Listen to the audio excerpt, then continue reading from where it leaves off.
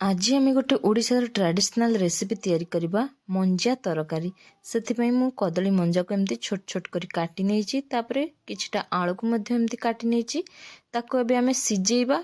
इटिके सिजी आसला परे आमे एथरे भाजी रखितबा मुग को पकेइदबा। तापरे से सिजा तक आमे साइड रे रखिदबा। टिके पियाज को नबा, पियाज को टिके तेल रे फ्राए करबा। पियाज फ्राए हो सारा परे किछि अदा रसुण को नबा छेचिकी ताको फ्राए करबा, साइड कर नबा। एबे आमे फुटण देबा, जीरा सोरिषर फुटण देबा। तापर टिके टमाटो एथरे पकेइ नबा, सब को मिसेइ दबा भल से। एबे आमे रखिथिबा आलू मंजा एवं मुगर सिजा को एथरे देई दबा, भल से मिक्स करि नबा। आपण आवश्यकता अनुसार एथरे पानी दे परिबे। टिके लंका गुंड पकेइ दबा एवं 1 टेबल स्पून मोटे जीरा गुंड पकेइ देले भल से मिक्स करि नबा आ टिके फुटिबा पई छाडी दबा।